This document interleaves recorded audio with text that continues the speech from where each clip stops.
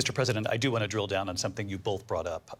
The Vice President brought up your tariffs. You responded, and let's drill down on this because your plan is what she calls is essentially a national sales tax. Your proposal calls for tariffs, as you pointed out here, on foreign imports across the board. You recently said that you might double your plan, imposing tariffs up to 20% on goods coming into this country. As you know, many economists say that with tariffs at that level, costs are then passed on to the consumer. Vice President Harris has argued it'll mean higher prices on gas, food, clothing, medication, arguing it costs the typical family nearly $4,000 a year. Do you believe Americans can afford higher prices because of tariffs? They're not going to have higher prices. What's going to have and who's going to have higher prices is China and all of the countries. All right, let's see. I'm gonna rewind. The question that was asked is very simply, tariffs, the criticism of your tariffs is it will raise the prices of certain domestic stuff such as gas and other goods, right? How will what is Donald Trump's response? What will he do? Will he completely deny the claim, or will he articulate how other things he will do will be able to mediate those tariffs increasing certain goods? I'm curious to see What's going to have and who's going to have higher prices is China and all of the countries that have been ripping us off for years. I was the only president ever. China was paying us hundreds of billions of dollars, and so were other countries. And, you know, if she doesn't like them, they should have gone out and they should have immediately cut the tariffs. But those tariffs are there 3.5 years now under their administration. We are going to take in billions of dollars.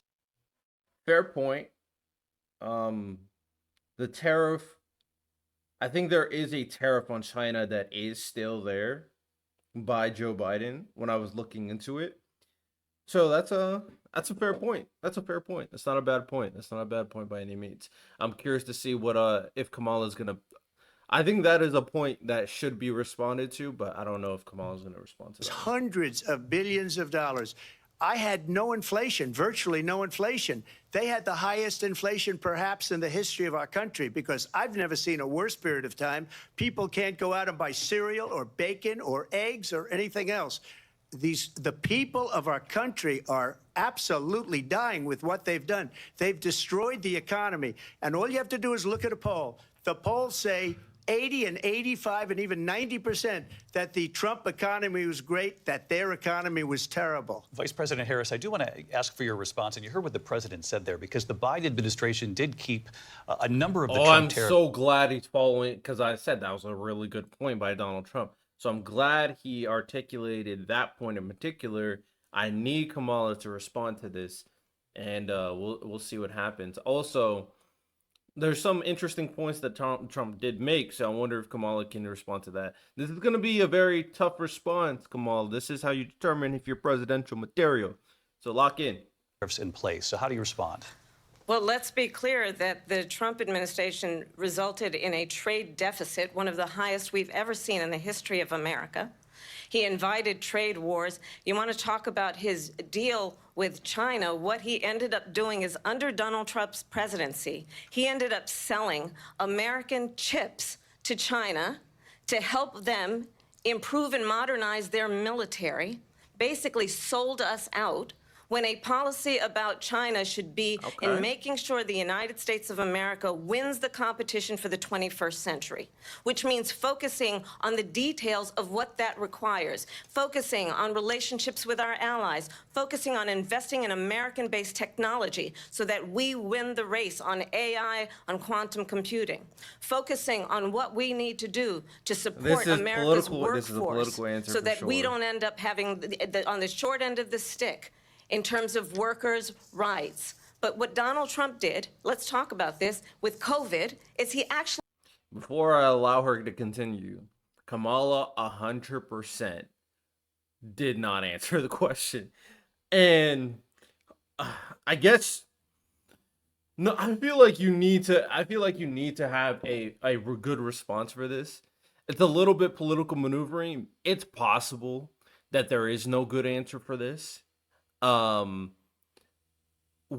is more effective? Articulating how yes, we have the same type of tariff on China, but other stuff we're doing is helping increase the economy. Articulating that, will people be able to understand that? Or focusing on Donald Trump's relationship with China, the same people he's tariffing and demonizing, saying that they're paying hundreds of billions to us, and focusing how, since America for the most part thinks China is an enemy, focusing how he's also has a very deceptive relationship with China too. So he's not as antagonistic that people think.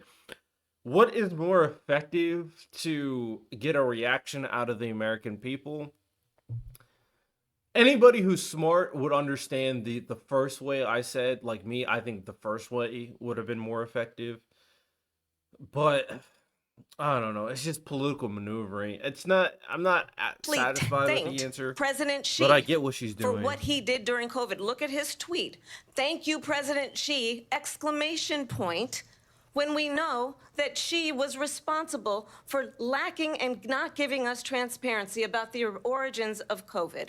President Trump, I'll let you respond. First of all, they bought their Interesting. chips from Taiwan. We hardly make chips anymore because of philosophies like they have and policies like they have. I don't say her because she has no policy. Everything that Now she she has no believed policy. 3 years ago and 4 years ago is out the window. She's going to my philosophy now. In fact, I was going to send her a MAGA hat.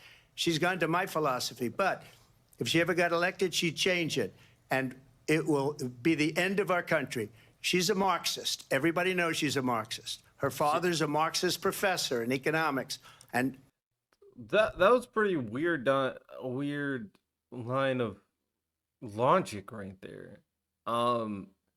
He started out saying, what did he say first? He said something about the chip stuff.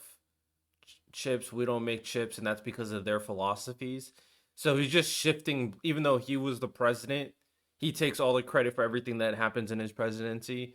But while he was president, if he didn't, very interesting maneuvering, just blaming them. Anything that goes wrong, it's all their fault. All their philosophies, all their fault. Pretty lazy right there. And then he goes like, she has no policy.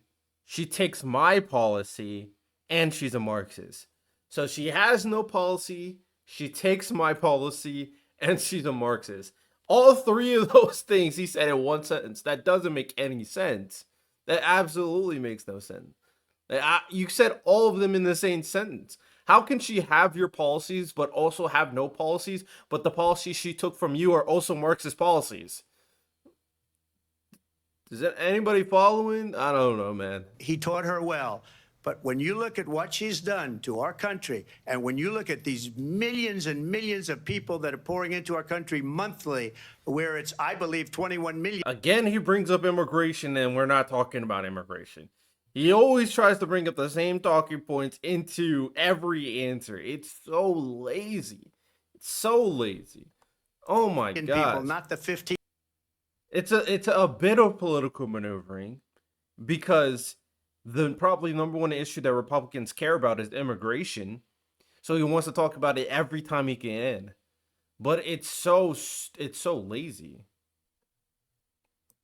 That people say, and I think it's a lot higher than the 21. That's bigger than New York State pouring in. And just look at what they're doing to our country.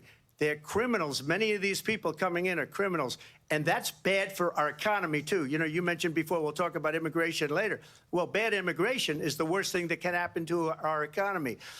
They have, and she has, destroyed our country with policy that's insane. Almost policy that you'd say they have to hate our country. President Trump, thank you. Lindsay? I want to turn to the issue of abortion. President Trump, you've often touted that you were able to kill Roe v. Wade. Last year, you said that you were proud to be the most pro-life president in American history. Then last month, you said that your administration would be great for women and their reproductive rights. In your home state of Florida, you surprised many with regard to your 6-week abortion ban because you initially had said that it was too short. And you said, quote, I'm going to be voting that we need more than 6 weeks. But then the very next day, you reversed course and said you would vote to support the 6-week ban. Vice President Harris says that women shouldn't trust you on the issue of abortion because you've changed your position so many times. Therefore, why should they trust you? Well, the reason I'm doing that vote is because the plan is, as you know, the vote is, they have abortion in the 9th month.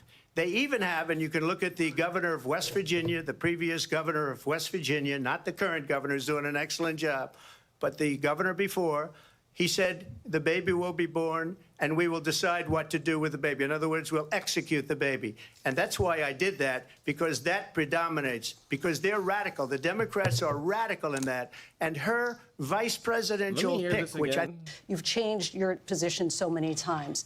Therefore, why should they trust you? Well, the reason I'm doing that vote is because the plan is, as you know, the vote is, they have abortion in the 9th month. They even have, and you can look at the governor of West Virginia, the previous governor of West Virginia, not the current governor, who's doing an excellent job, but the governor before, he said the baby will be born and we will decide what to do with the baby. In other words, we'll execute the baby. And that's why I did that, because that predominates, because they're radical. The Democrats are radical in that. And her vice presidential pick, which I think was a horrible pick, by the way, for our country, because he is really out of it. But her vice presidential pick says abortion in the 9th month is absolutely fine. He also says that's probably execution after birth. It's an execution, that's no a longer lie. abortion, I get because the baby like is. there's some things that you should all like automatically know. You should automatically know that are just lies. Like Donald Trump is just lying to you. Yeah, that's a lie. I don't even have to look that up. That's a lie. And if anyone in the comments goes like, "Oh, well, how do you know?" I can easily look it up and prove it. And then what did I prove? I proved that something that's an obvious lie is a lie. Like, come on now. So